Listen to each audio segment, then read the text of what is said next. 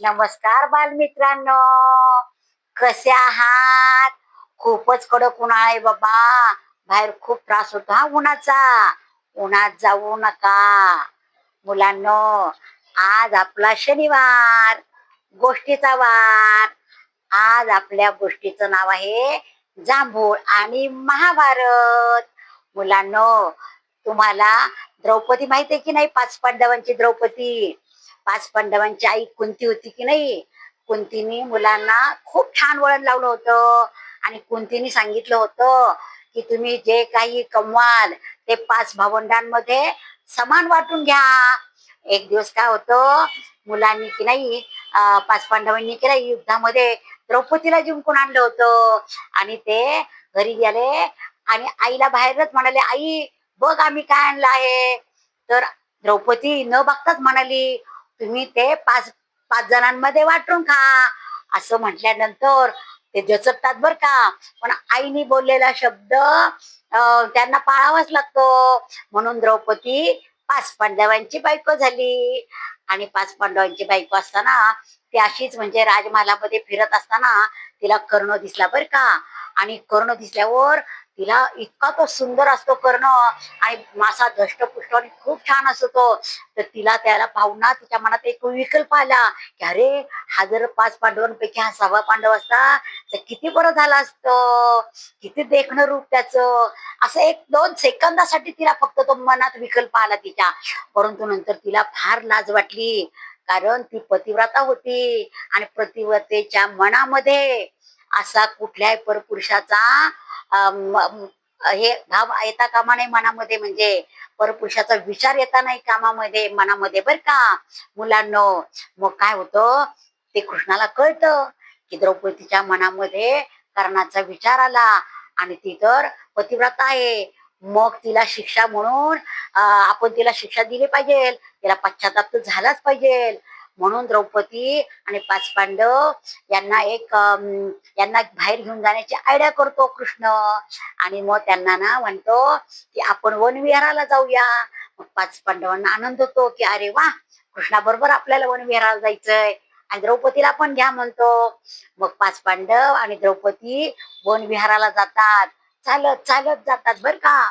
आणि चालत गेल्यानंतर त्यांना वनात गेल्यावर जंगलात गेल्यावर खूप भूक लागलेली असती, कारण ते चालत गेले होते. मग भूक लागली तर कृष्णाने काय केलं होतं, अख्ख्या वनामध्ये एकही झाडाला एकही फळ ठेवलं नव्हतं. आणि नंतर मग भीम काय म्हटला, मी जातो अख्ख्या वनामध्ये हिंडून बघतो फळ आहे का.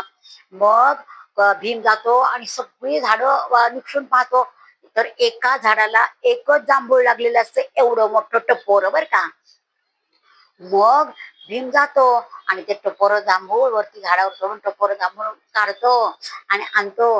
हे बघा, आम्हाला जांभूळ मिळाले एका झाडाला, आपण ते वाटून खाऊ.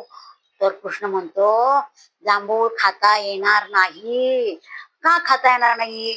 तर ह्या वनामध्ये एक ऋषी 12 वर्ष तपश्चर्याला बसले आहे आणि त्यांनी 12 वर्ष काहीच खाल्लं नाही. म्हणून त्यांनी हे जांभूळ निर्माण केलेलं आहे.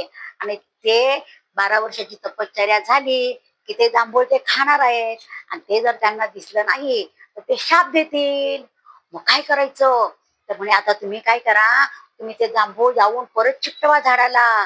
तर ते कसं काय करायचं आता? तर कृष्ण म्हणतो की पुरुषांमध्ये ज्यांनी दुसरी बायको केली नाही किंवा स्त्रियांमध्ये जी प्रतिव्रता असेल, फक्त आपल्या नवऱ्यांचाच विचार करणारी, तिच्याच हातून जांभूळ चिकटेल. तर आता काय, ह्या पाच पांडवांनी जरी द्रौपदी असली तरी पाच पांडवांनी वेगळ्या पाच बायका केलेल्या आहेत. आणि द्रौपदीच्या मनामध्ये कर्णाचा विचार आला आता. ती घाबरली. आता हे तर पाच पांडवांनी बायको केलेली हे सगळ्यांना माहिती आहे, पण मी म्हणजे एक पतिव्रता आहे आणि मी ह्या पाच पांडवांची बायको आहे. तर आता कसं काय करू मी, आता काय करू? मग ती कृष्णाला शरण जाती, कृष्णा मला क्षमा कर. खरं म्हणजे माझ्या मनात एका सेकंदासाठी तो विकल्प आला होता कर्णाचा, पण मी स्वच्छ आहे, म्हणजे मला अजिबात म्हणजे मी परत तो विचारच केला नाही आणि या पुढेही मी कधी परपुरुषाचा विचार करणार नाही. तरी तुम्हाला क्षमा कर.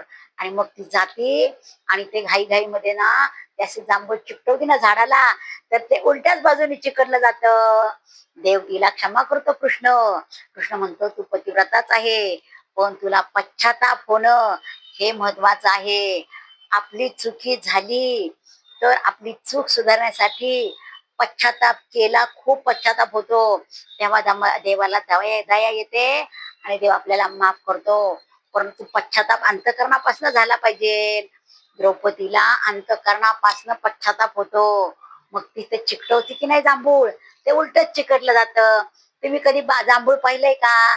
बघा, जी बाजू झाडाला असते की नाही पानाच्या तिथे, ती पुढे आणि उलटी बाजू चिकटलेली आहे झाडाला, आहे की नाही? तर मग ते चिकटतं बरं का.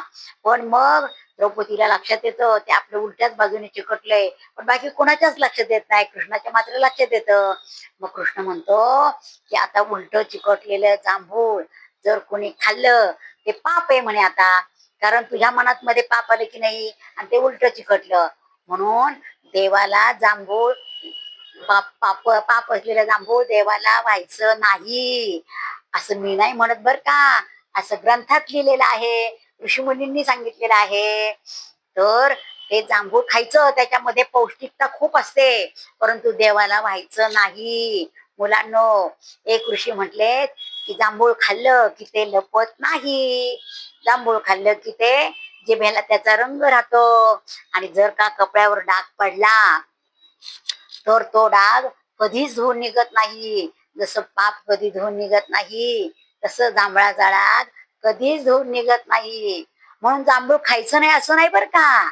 जांभूळ खायचं, त्यातली पौष्टिकता पण घ्यायची, पण असं म्हणजे फक्त देवाला व्हायचं नाही आणि उपासाला ते जांभूळ चालत नाही, असं ग्रंथात लिहिलेलं आहे. आवडली का गोष्ट?